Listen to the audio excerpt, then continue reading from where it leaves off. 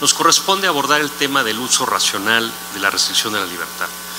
Escuchamos una conferencia magistral previa, digamos en un tono de derecho sustantivo, los derechos humanos, el sistema acusatorio, el Estado de Derecho, y desde luego el uso racional tiene su componente doctrinal, sustantivo, muy importante, pero también quisiera hacer yo referencia en esta conferencia a la parte que tiene que ver con el mundo fáctico. Hecha esta aclaración, quisiera empezar yo por lo siguiente, por dos temas que seguramente ustedes conocen y mejor que yo, particularmente el primero de ellos, y quisiera hablar brevemente, a una manera de introducción, sobre lo que es el garantismo y sobre lo que es el eficientismo penal. Sobre el garantismo no hay mucho que decir porque el tema, no porque el tema no sea extenso, sino porque creo que es un tema que se ha abordado mucho y quienes de alguna u otra manera estamos vinculados con el tema de la justicia penal, pues lo hemos escuchado, estudiado y debatido. Es un sistema que pugna por poner a la persona en el centro del proceso, en el centro del sistema. La persona es lo importante, la persona es lo relevante. Y las personas estamos resguardados, estamos protegidos por una serie de derechos fundamentales sustantivos, derechos fundamentales procesales, como algunos doctrinarios han empezado a denominar a cierto tipo o generación de derechos, que en caso de ser respetados por la autoridad, estamos en presencia de esta figura que también se ha vuelto muy conocida y se ha comentado mucho, que es el debido proceso. Entonces, finalmente, cuando esta persona que está en el centro del proceso se le respetan esos derechos fundamentales por la autoridad, tanto ministerial como del órgano jurisdiccional, estamos en presencia del debido proceso y todo es correcto. Cuando falla alguno de estos derechos, cuando son violentados uno o varios de estos derechos, ya estamos en presencia de violaciones al debido proceso.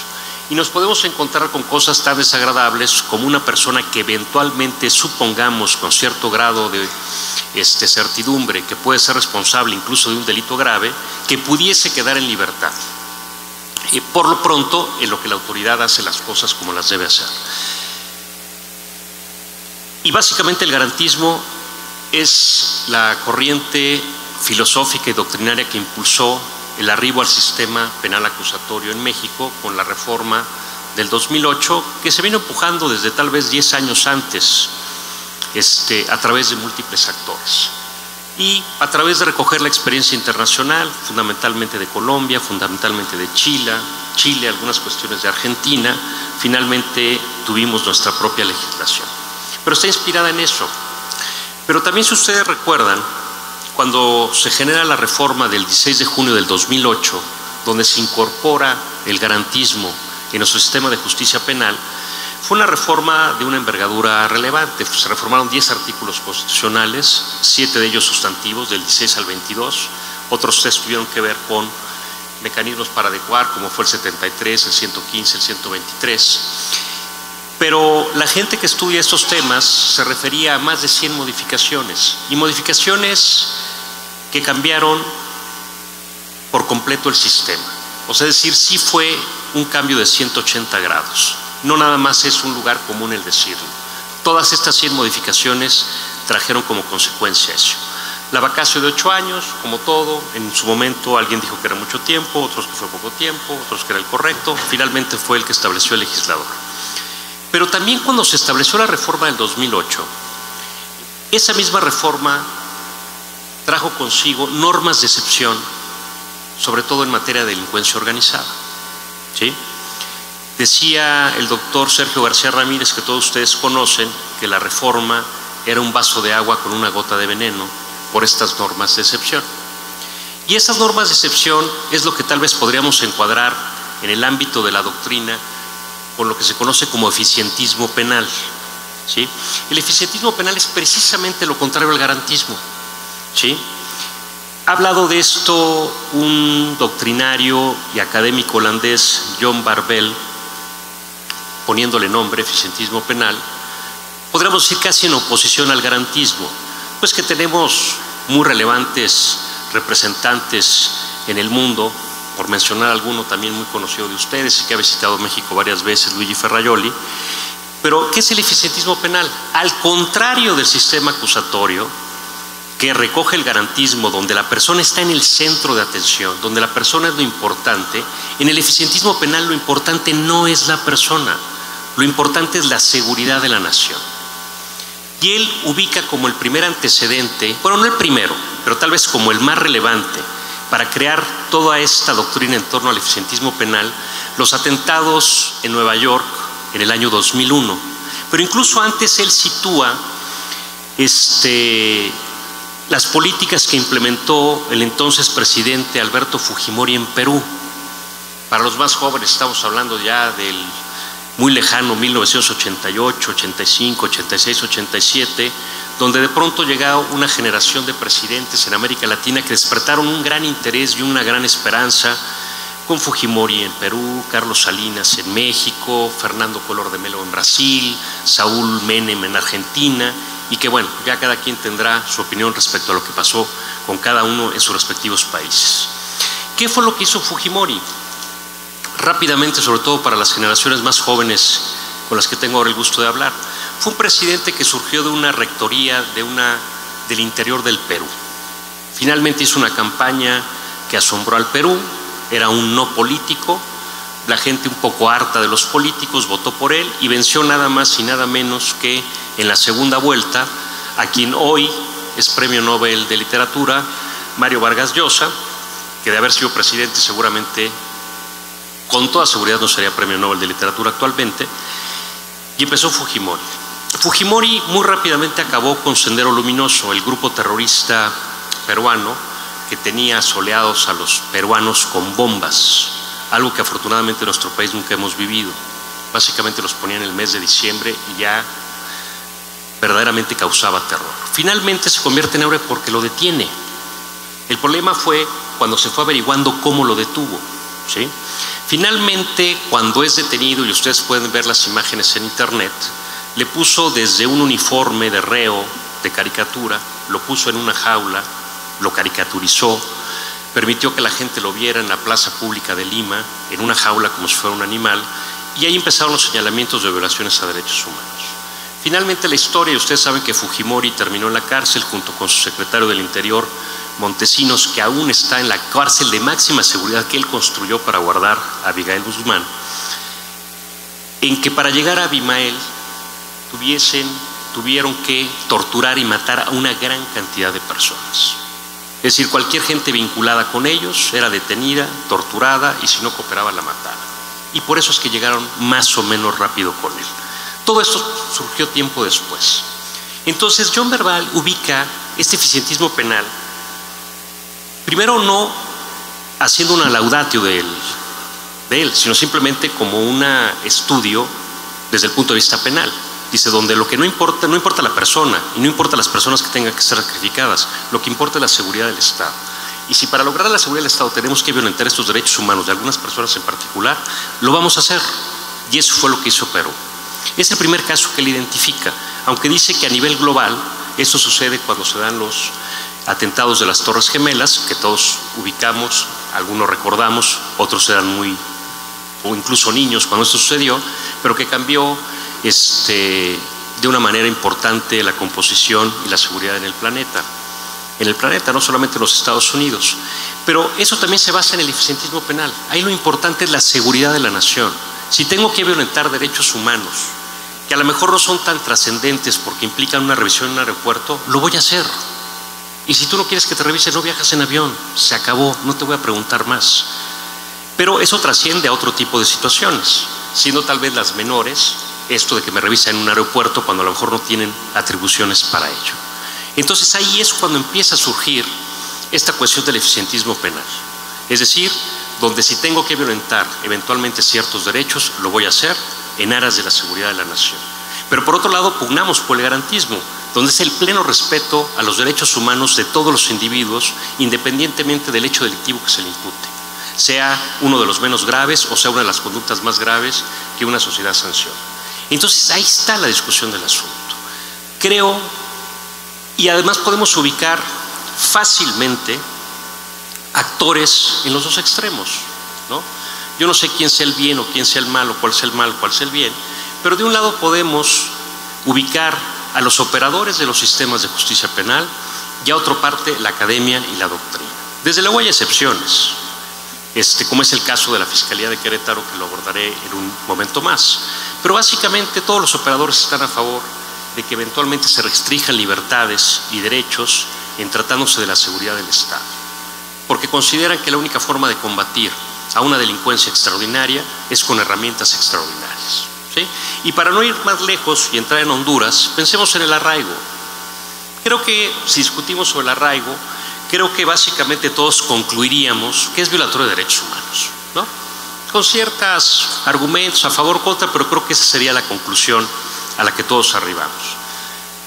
Para evitarnos esa discusión de constitucionalidad, que no de convencionalidad, pusimos en la Constitución pues, que el arraigo es tal, es constitucional. ¿Qué quiero decir con esto? Que a lo mejor estamos arribando a una figura que sí violenta derechos humanos, pero que se considera fundamental para eventualmente poder responder y combatir cierto tipo de delincuencia. ¿Es correcto o no es correcto? No sé, cada quien tendremos nuestra opinión. La idea es debatir las ideas, airearlas y establecer los argumentos de las partes. Quienes son operadores del sistema dicen que ese tipo de circunstancias, en algunos casos, si no existieran, sería imposible poder actuar. Entonces las ponemos de esa manera. Entonces lo que quiero dejar en claro, o es mi intención, en estos primeros 5 o 10 minutos de intervención, es dejar claro que existen estas dos posiciones, el garantismo y el eficientismo penal.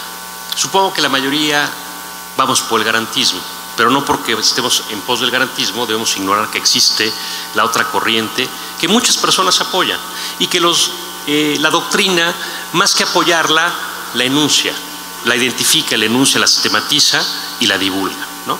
Como una forma de precisamente sistematizar y divulgar el derecho.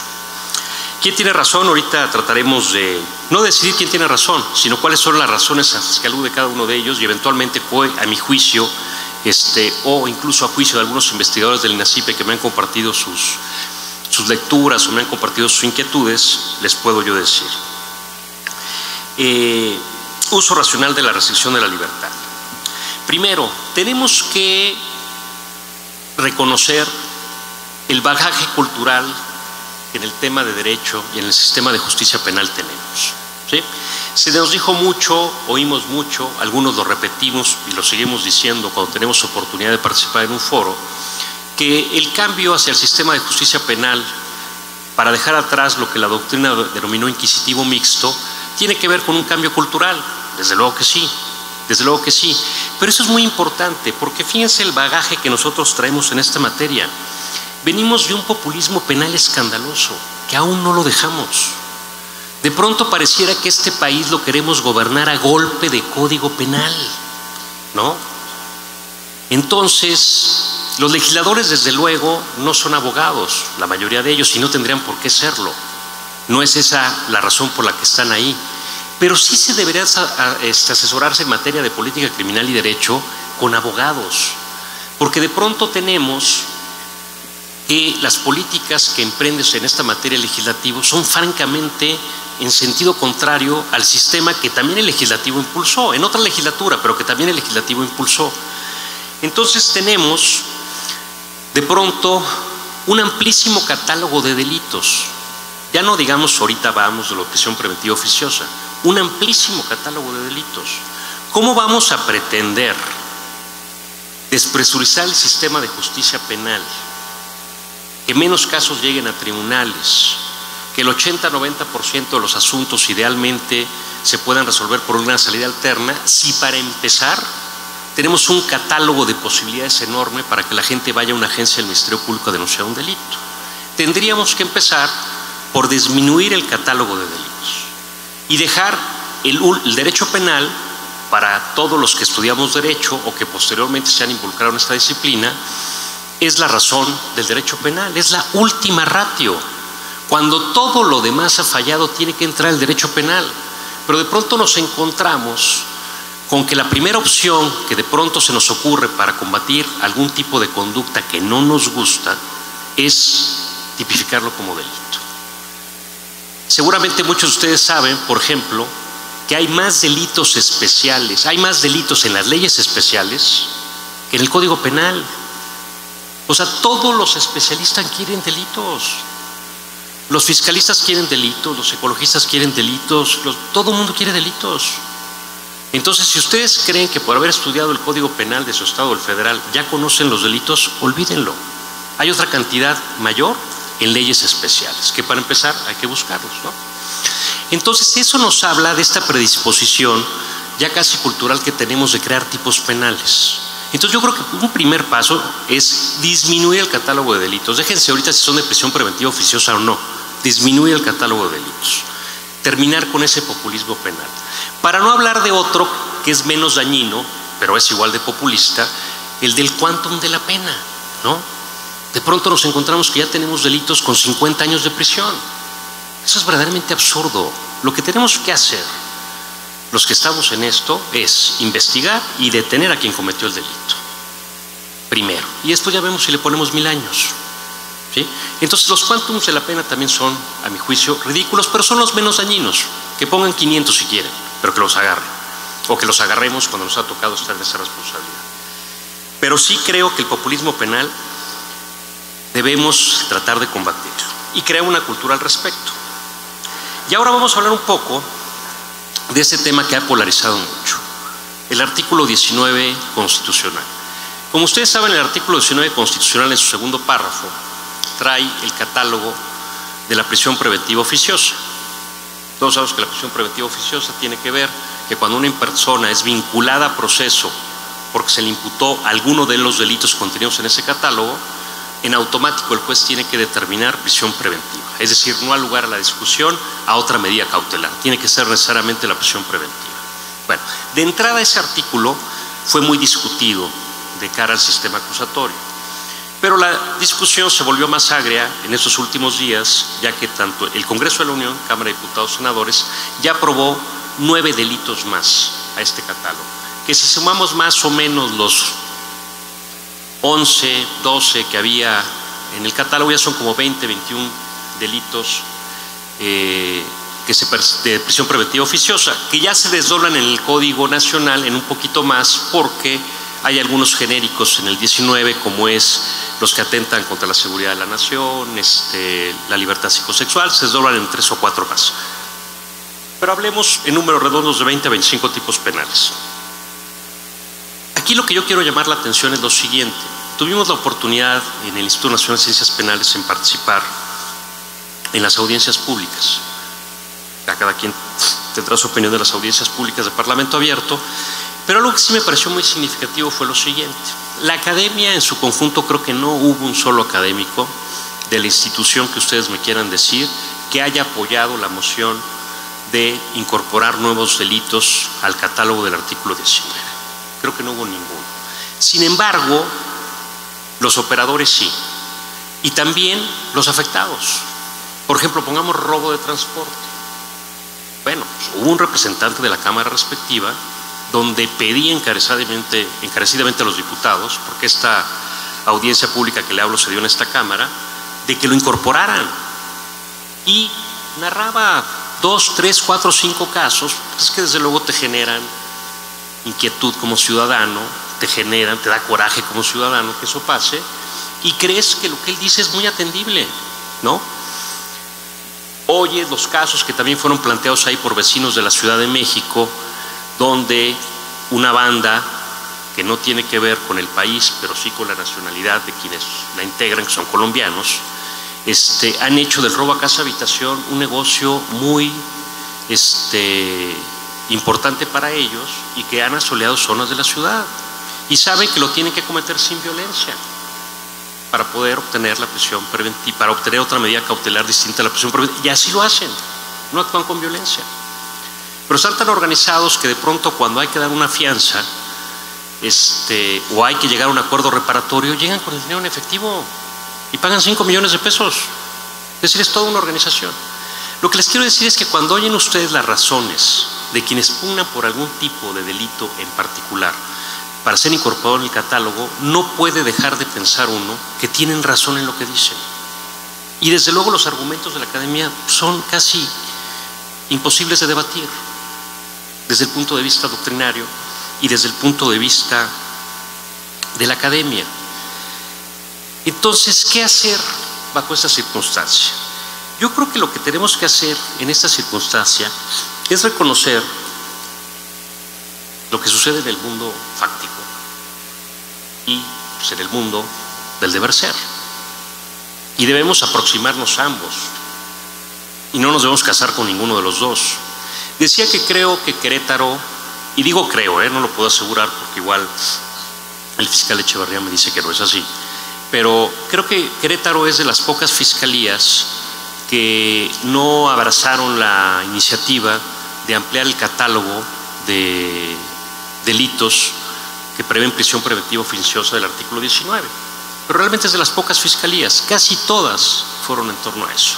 Particularmente las fiscalías iban en pos de detener o tener en prisión preventiva a una persona durante el proceso por portación de armas de uso exclusivo del ejército, que se había quitado en esta reforma primera al artículo 19 y que yo les puedo decir que en el ámbito federal pues era un arma muy importante para combatir la delincuencia organizada, ¿no?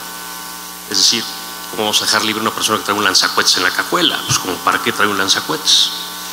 Y también no olvidemos cosas de la vida real. Algo que se alega mucho desde la academia es, bueno, que es preparen a los ministerios públicos, eso nos decíamos cuando estábamos en Seido, aquí veo algún distinguido compañero que era titular de una importante unidad, la de lavado de dinero, se eduquen a sus ministerios públicos, capacítenlos, que sepan argumentar, para eso está la prisión preventiva justificada. Si ustedes le justifican a un juez porque una persona que trae 10 armas largas, 1000 cartuchos y un lanzacohetes, pues que le argumente por qué debe estar en prisión preventiva. Creo que es algo que aparte no meritaría mucha argumentación. Pero, ¿qué quiero resaltar también cuando digo vida real y mundo fáctico? Cuando este juez dejó ir a estas personas, bueno, digámoslo técnicamente, los imputó, los vinculó a proceso, pero terminó como medidas cautelares otras distintas a la prisión preventiva. Desde luego estos cuates no se les volvió a ver, ¿no? No se volvieron a presentar, huyeron, como era lógico suponer. Pero a mí la respuesta del juez me pareció, pues me dejó helado. Desde luego no hay ya posibilidad de conversar a solas con el juez. Esto fue 2 o 3 días después, en un estado del norte de la República, y la respuesta del juez simplemente fue: licenciado, yo vivo aquí. Él vivía ahí. La gente de Seido viajaba a veces en avión institucional, los transportaban en camionetas blindadas y en muchas ocasiones de la escalerilla del avión al lugar y de regreso. Y se había que pernoctar en la zona militar, lo cual está muy bien, pero eso hace que viajes allá con seguridad cuando vas a ver asuntos oficiales. Pero al decir el juez que él vive ahí, pues sí, él vive ahí. También su esposa y también sus hijos. También a las personas que estaban imputando. Entonces, esas son las pequeñas cosas que olvidamos cuando desde la academia, y aquí me incluyo un poco, no como académico, sino como secretario de una institución donde se desarrollan trabajos de carácter académico y doctrinario, donde se hacen propuestas en sentido contrario, donde creo que tal vez es fácil señalar, pues capacítalos, que sepan argumentación jurídica. Bueno, pues sí, pero también hay que contar con el factor humano. Entonces, lo que yo quiero decir con respecto a estos dos mundos, el fáctico y del deber ser, donde yo creo, repito, no tengo ninguna duda de que el aspecto académico y la doctrina tienen razón desde el punto de vista del discurso y la doctrina de los derechos fundamentales, derechos humanos y los derechos fundamentales, pero también reconozco que no dejan de tener razón los operadores que están en la línea de fuego haciendo ese trabajo, ya sea en el ámbito de la investigación, ya no digamos el trabajo policial, que es de arriesgar la vida todos los días, pero también en el ámbito jurisdiccional. ¿Cuál creo yo que debe ser el punto medio? Yo creo que el punto medio lo establece la propia Constitución, es decir, una cuestión de carácter gradual. Y nada más para comentarles, por eso digo que la Fiscalía de Querétaro es una excepción respecto a orientar esta política de aumentar los delitos de prisión preventiva oficiosa. Previo a la preparación de esta charla, fíjense que encontré los documentos del Congreso, perdón, de las conferencias de procuradores. Ustedes saben que hay una Conferencia Nacional de Procuración de Justicia, hay una Conferencia Nacional de Secretarios, no en todos lados se denominan de Seguridad Pública, pero digamos, para efectos de esto, la conferencia que aglutina a los 32 secretarios de Seguridad Pública más el federal, los 32 fiscales y procuradores más tal, y también la Conferencia de Seguridad Municipal. Bueno, los tres tienen acuerdos de finales del 2017 que se tomaron por mayoría, alguno de ellos por unanimidad, no sé en cuál de las conferencias, respecto a hacer un exhorto y enviar una carta al Congreso de la Unión, a ambas cámaras, precisamente para incorporar nuevos tipos penales al artículo 19 de la Constitución. Es decir, con esto no quiero decir que tengan razón o no, sino quiero decir que los que operan esto, que están en esto, que también no olvidemos, son ciudadanos mexicanos como nosotros.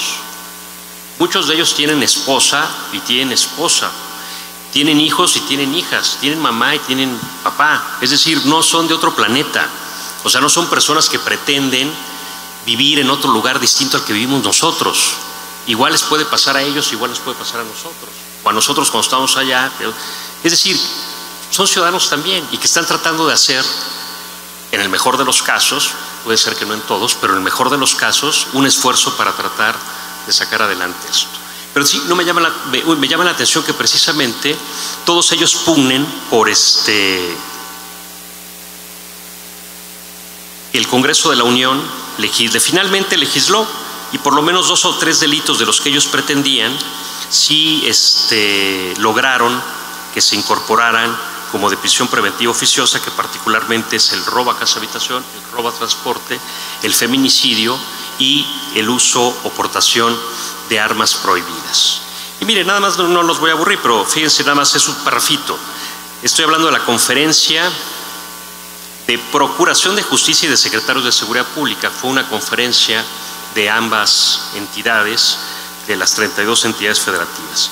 Dice, los integrantes de las Conferencias Nacionales de Procuración de Justicia y de Secretarios de Seguridad Pública coinciden en la necesidad de incluir los delitos de portación y acopio de armas de fuego de uso exclusivo del Ejército, Armada y Fuerza Aérea, feminicidio, así como el diverso en hidrocarburos, como supuestos de prisión preventiva oficiosa estipulados en la miscelánea penal pendiente de dictamen en la Cámara de Diputados, acompañada del test de proporcionalidad correspondiente y de datos estadísticos que fortalezcan el dictamen respectivo para que el proyecto sea presentado por la Procuraduría General de la República, que todavía existía como tal. Entonces, es simplemente una referencia de cómo hay unanimidad, o casi unanimidad, en estas figuras de seguridad y de procuración de justicia en torno a estas figuras. Ahora, ¿cuál es esta parte gradual que yo identifico en la Constitución? Bueno, este segundo párrafo inicia precisamente diciendo cuál es la razón, establece cuál es la ratio legis de la prisión preventiva. Primero, asegurar que el individuo no se vada de la acción de la justicia. Ustedes saben que no se puede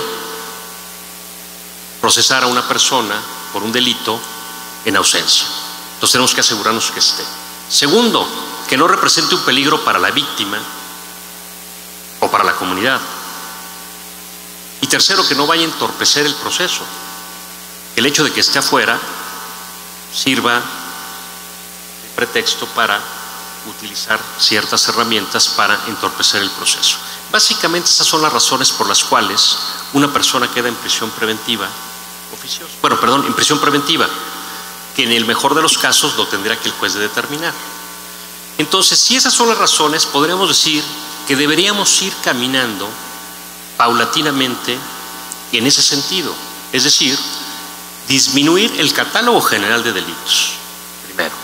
Segundo, disminuir el catálogo de delitos de prisión preventiva oficiosa y que paulatinamente sea el juez el que determine con base a la prisión preventiva que justifica el Ministerio Público, con base a su argumentación, en qué supuestos sí y qué supuestos no.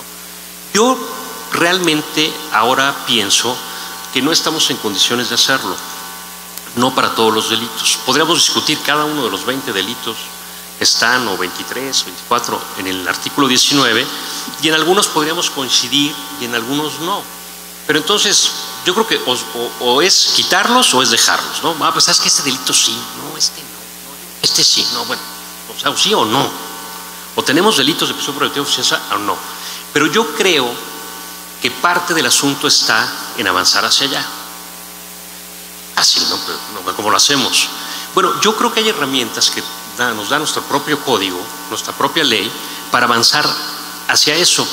Y creo que después de mi participación, o si no, muy pronto en este día, hay una participación de la Unidad de Medidas Cautelares de Querétaro, que depende de la Secretaría de Gobierno, y que creo que es un elemento toral para lograr esto que le estoy diciendo. Porque avanzamos en capacitación, ¿no? Algunos dirán que sirvió, que no sirvió, y aparte en un sistema como el mexicano, pues lo que hizo el otro estaba mal, yo hice puras tonterías, yo voy a capacitar bien, pero bueno, hubo intentos serios de capacitación, tanto a nivel jurisdiccional, a nivel procuración de justicia, a nivel policial. E hicimos en casi todo el país nuestra tarea de crear los órganos jurisdiccionales que establecía la Constitución, el juez de control, el tribunal de enjuiciamiento, las salas de juicios orales, con audio, con video, y todo esto lo fuimos avanzando bien. Pero olvidamos figuras que son fundamentales. Uno son la que refiere el código como las autoridades de medidas cautelares y suspensión condicional del proceso. Esas autoridades están abandonadas. Y también sucede con las que tienen que ver con las salidas alternas. Aunque existen las salidas alternas, y de hecho se dan, realmente la remisión que hace la gente del Ministerio Público y los jueces a esas autoridades que ven las salidas alternas son mínimo. No los mandan para allá, no está cumpliendo con su función, pero no por la autoridad de salidas alternas. No sé cómo se denomina en Querétaro, en la Ciudad de México se llama Centro de Justicia Alternativa.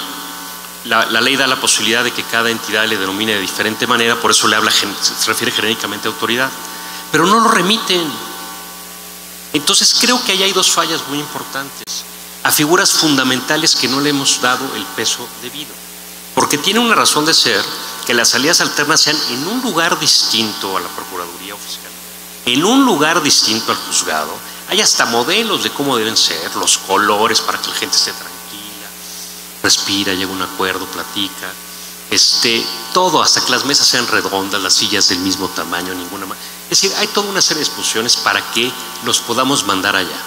Ese es un tema, pero ese no lo voy a abordar, pero creo que es un tema que debe estar muy pendiente en la agenda. Porque también, desafortunadamente, hay cosas que adoptamos casi a pie juntillas de nuestro vecino del norte de los Estados Unidos, y es la judicialización de las cosas. En México cada vez la tendencia a judicializar los asuntos es alarmante. Por eso los sustitutivos no jurisdiccionales, cada vez tenemos más sustitutivos de la jurisdicción. Empezamos con la Profeco, pero ya tenemos la Conducef, ya tenemos la CONAMED, porque de todo nos peleamos.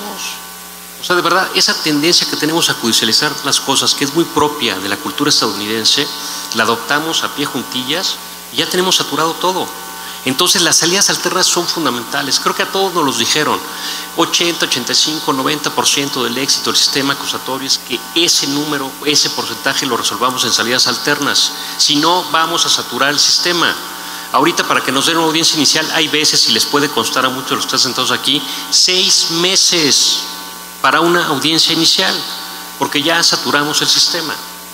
A mí me tocó ver y saber, afortunadamente no estar ahí porque no era mi trabajo, audiencias iniciales de 24 horas, donde ya los abogados de la defensa han tomado esa audiencia como si fuera la audiencia de juicio. Y los jueces de alguna manera lo han consentido porque también ellos están integrando, acoplando, conociendo el sistema. Entonces, termino esta pequeña reflexión para ir a lo que les quiero decir de las UMECAS, con el hecho de que yo creo que ya estamos muy próximos a una segunda generación de reformas al Código Nacional de Procedimientos Penales. Y yo creo que no le debemos temer ni a una segunda, ni a una tercera, ni a una cuarta, ni a una quinta. Precisamente las cosas se echan a andar, se intentan hacer, y cuando vemos que lo que no funcionó como pensamos que iba a funcionar, pues lo cambiamos. ¿Cuál es el problema? Entonces yo creo que ya estamos llegando a esa segunda generación de cosas y cambios que tenemos que hacer en el sistema penal acusatorio. La audiencia inicial está muy claramente señalada. Algunos dicen que no debería existir esa audiencia. De hecho, los que conocen el sistema chileno saben que no existe esa audiencia y que ahí nos podemos ahorrar muchas cosas. Pero ¿a qué voy con los UMECAS? Las unidades de medidas cautelares de suspensión con el proceso, que es como se les conoció por su acrónimo, o como se les conoce como su acrónimo, y así se les identifica en todo el país. Estas unidades, que en algunos estados tienen 2 personas en todo el estado, ¿cuál es su importancia?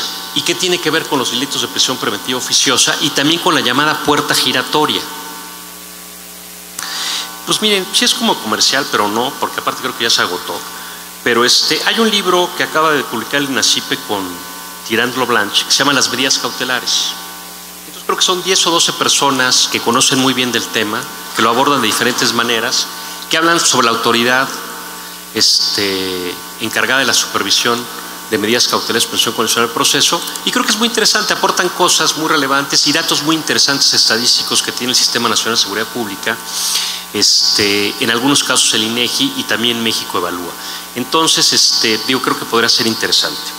Y ya hablando concretamente de las UMECAS, y ya que estamos haciendo comerciales, bueno, que estoy haciendo comerciales, pues sí, efectivamente el modelo Cosmos. Por eso en el INACIPE acogimos con mucho gusto la invitación y participación en este congreso.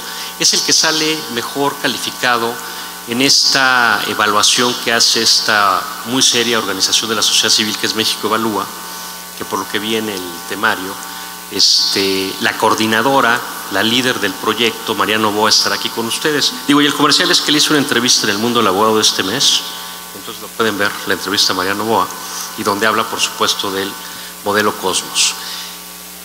Pero más allá del comercial, también es importante, y era el sentido del comentario, existe ese documento que se llama Hallazgos, es del 2017, que fue la última corte. Me imagino que el 2018 lo habrán trabajado ya y llegará algún momento en que den a conocer los resultados. Obviamente es mucha información que procesar. Nos da un mapa muy claro de cómo está avanzando el país en el sistema penal acusatorio, y también hay una referencia muy particular a las unidades de medidas cautelares de suspensión condicional del proceso. Entonces creo que a quien particularmente le interesa el tema, y creo que a ustedes por estar aquí les interesa, es un documento que tienen que revisar, porque finalmente toma información, la sistematiza, hace conclusiones, genera indicadores y recomendaciones de lo que hay que hacer para cada estado. Y Querétaro, no porque sean ahora los anfitriones ni estemos aquí, ustedes que amablemente nos reciben, pero pues es el estado mejor evaluado, y creo que por eso la convocatoria en este congreso nacional e internacional. ¿Cuál es la doble función de las UMECAS? Que la hemos perdido, y sobre todo la primera. Las UMECAS tienen una importante función de análisis de riesgo. ¿Qué es el análisis de riesgo? El análisis de riesgo es algo que cada vez se está presentando o se debe presentar más en nuestro país a través de personas que conozcan del tema. Por ejemplo, ustedes saben que hay un mecanismo de protección de derechos humanos y de periodistas en la Secretaría de Gobernación. Cuando un periodista o un defensor de derechos humanos, a través de los medios establecidos en este mecanismo para hacer llegar esa información, ¿cómo yo voy a determinar, como encargado del mecanismo, si le voy a dar protección o no? Y si se la doy, ¿qué tipo de protección le voy a dar?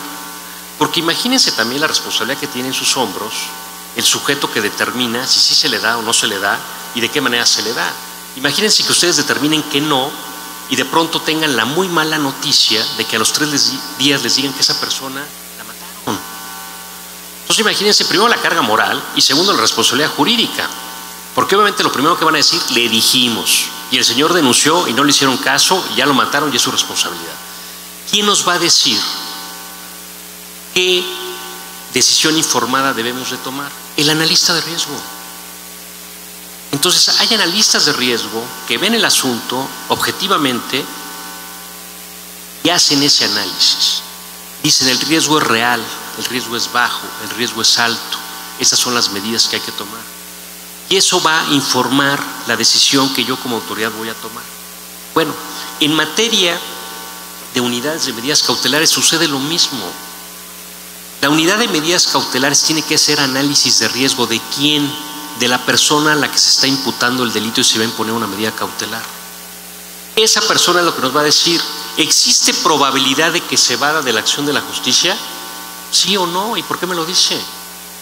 ¿Existe peligro de que esa persona, o representa esa persona un peligro para la víctima o para la comunidad? ¿Sí o no? Si esa persona sale, va a entorpecer el proceso, amenazando testigos, hostigándolos, va a pasar eso. Eso me lo va a decir el analista de riesgo. Porque, que argumente el Ministerio Público. Sí, pero que argumente ¿qué? Prisión preventiva justificada. Sí, ¿con qué lo voy a justificar? Les decía yo, bueno, unas acuetas en la cajuela creo que no hay mucho que argumentar. Pero bueno, entonces que me dé el analista de riesgos argumentos para yo pedir la prisión preventiva justificada. O al contrario, si el análisis no implica riesgo, pues tampoco voy a pedir como Ministerio Público prisión preventiva oficiosa. O sea, también hay conciencia de que el derecho penal y quien desafortunadamente se ve imputado en un delito y vinculado a proceso es, como dijera el doctor Zamora Pierce, pues el drama penal. O sea, se puede acabar la vida de una persona ahí, su relación de pareja, su trabajo. No el del fin de semana, el sabadazo que sale el lunes, eso fue una mala experiencia. Pero ya con que estén ahí 3 meses ya perdieron trabajo y ya perdieron toda una serie de posibilidades en su vida y de fama con relación a las personas que lo conocen. Hay que tener conciencia de eso. Pero ¿cómo voy a pedir prisión preventiva justificada? Y eso también tiene que ver con la puerta giratoria. El Código Penal Nacional nos habla del registro, pero entonces la gente también está harta y se genera una circunstancia o una idea de impunidad con el sistema acusatorio, porque de pronto la prensa saca, y con razón, casos reales de un cuate que ya entró 5 o 6 veces con motivo de robo a transeúnte o a tiendas de conveniencia y sigue afuera. Sí, pero ¿por qué? Porque el registro no sirve. Entonces yo no tengo forma de saber, pensemos en la Ciudad de México, y disculpen lo que pasa es que yo ahí vivo, no soy de la Ciudad de México, pero ahí vivo. De pronto un sujeto, asalto a una persona, robo transeúnte en la delegación Venustiano Carranzo, a una tienda de conveniencia en Coyoacán, a una tienda departamental. Sí, pero no está conectado al sistema. Entonces yo, Ministerio Público, no tengo los argumentos, bueno, la información para argumentar ante el juez de que ya lo deje en prisión preventiva oficiosa porque es la 5ª vez que este cuate sale. Entonces también es un problema de herramientas. Ese registro no es tan difícil hacerlo. Es cuestión de coordinarnos. Vaya, lo hicimos para el registro civil. Lo hicimos, me refiero, como mexicanos. Lo hizo Leticia Bonifaz. ¿Por qué no lo podemos hacer para un sistema penal de esa naturaleza de informático, para esos datos en particular? Procedimiento abreviado, suspensión condicional del proceso. ¿Cómo sé que el señor no tuvo un procedimiento abreviado hace 2 meses en Querétaro y ahora está negociando un procedimiento abreviado por otro delito en la Ciudad de México? Pues no tengo forma de cruzar la información. Entonces hay que afinar eso. Ahora, volviendo a las UMECAS, entonces hay que hacer el análisis de riesgo. Pero para hacer el análisis de riesgo, primero hay que contratar personas, darles el perfil y capacitarlos. Entonces, ¿cómo vamos a supervisar medidas cautelares en un estado donde hay 2 personas, donde seguramente es el jefe y la secretaria? ¿Quién supervisa las medidas cautelares? Según datos del Secretariado Ejecutivo del Sistema Nacional de Seguridad Pública, 2 de 3 sujetos a medidas cautelares que no es prisión preventiva oficiosa no las cumplen. Entre otras cosas porque no hay un mecanismo que permita su supervisión. ¿Sí? Y esto porque es cultural también, porque tiene que ver con lo que todos entendemos que debe ser lo correcto. Hemos visto películas y series en Estados Unidos donde la figura del oficial encargado de las medidas cautelares es una figura común. Es más, hay varias películas donde el sujeto protagonista es un oficial de medidas cautelares, donde está vigilando precisamente a quien está sujeto a medidas cautelares. Algunas son en tono comedia, otras son en tono serio, pero existe. Y de hecho ustedes ven menciones ahí en las películas donde un sujeto que de pronto lo están llamando otra vez para incorporarse a alguna cuestión no lícita, él dice, es que si me ven me van a retirar la medida provisional y me van a meter a la cárcel. Es decir, la gente sabe que existe eso. Y hay oficiales que se dedican a eso y ese es su trabajo. Entonces los tenemos que primero contratar. Segundo, con un perfil. Y tercero, capacitar para hacer análisis de riesgo. Pero si ni siquiera estamos dando recurso o capital humano para las unidades de medidas cautelares de proceso, pues ¿cómo vamos a avanzar en eso? Entonces yo creo que es muy importante esta herramienta para echarla a andar. Y la segunda parte, ya venía con la primera, es la supervisión misma. Es decir, que haya personas, uno es el analista del riesgo y otro es el que va a supervisar las medidas cautelares. Y es el de supervisar las medidas cautelares, tiene que tener un jeep, porque tiene que ir a nosotros, tiene que tener un jeep. Si tiene que ir en moto, tiene que ir en moto. O si lo puede hacer a pie, lo tiene que hacer a pie. Es decir, debemos dar los instrumentos. Ahora, ¿todo esto cuesta mucho dinero? Pues sí, puede costar mucho dinero. Ustedes sumen en la infraestructura de lo que ya les decía, que es lo que se ve, como salas de juicios orales, o centros de mediación y conciliación que son para salidas alternas, la reestructuración que las fiscalías han hecho para unidades de atención temprana. Es decir, todo eso implica mucho dinero, la capacitación también. Pero entonces hay que invertir, pero paulatinamente en todo. Porque si nada más reclamamos desde la doctrina que hay medidas que son violatorias de derechos humanos, y si nada más reclamamos desde la operación, es que ustedes nada más están allá escribiendo cosas bonitas, pero nosotros somos los que estamos combatiendo el crimen y queremos un catálogo amplísimo de delitos. No, pues entonces vayamos a las soluciones intermedias que las tiene la propia Constitución. Y yo creo que en una circunstancia ideal, en algunos años, tal vez pocos años, podríamos avanzar a bajar ese catálogo de delitos. De hecho, ha habido varias veces en México intentos de ciertas normas draconianas que se supone que son temporales en lo que resolvemos el problema. ¿Sí? Se supone que las normas de excepción, como el arraigo, por ejemplo, se supone que son temporales. En tanto, logramos bajar el fenómeno. No hemos logrado hacerlo desde el 2008 y sigue, pero si se pueden ver, pues ya son 10 años, 11 años, desde que establecimos el arraigo a norma constitucional, ciertamente nada más para delincuencia organizada, no para cualquier otro tipo de delito, pero ahí lo tenemos. ¿Hasta cuándo lo vamos a tener? O esta cosa que a nosotros, y aquí sí me refiero al NACIPE, nos parece infame, que fue uno de los artículos 10, de los 10 artículos modificados en 2008, que es el 123, apartado B, fracción 13, donde la gente que colabora en el ámbito de la procuración y la seguridad pública, pues si te corren y haces valer tu derecho y demuestras que fue de manera ilegal, pues tienes derecho a que te indemnicen, pero no a que te reinstalen. Entonces, ¿esa norma para qué era? Pues era para limpiar las instituciones en un par de años. Pues sí, pero ya van 10. ¿Sí? ¿Y cómo queremos propugnar por un servicio de carrera si la gente tiene en cualquier momento la posibilidad de que si le toca a un jefe o jefe arbitrario, lo manda al polígrafo, lo reprueban y lo corren de la institución y se acabó? Punto. Entonces, yo creo que también parte, y por eso la menciona este artículo en particular, que no viene al caso en la conferencia, es que si tomamos normas que son un tanto draconianas por cuestiones de que la realidad se impone, bueno, impongámonos un plazo para su temporalidad, porque si no nos quedamos con ellas, ¿no?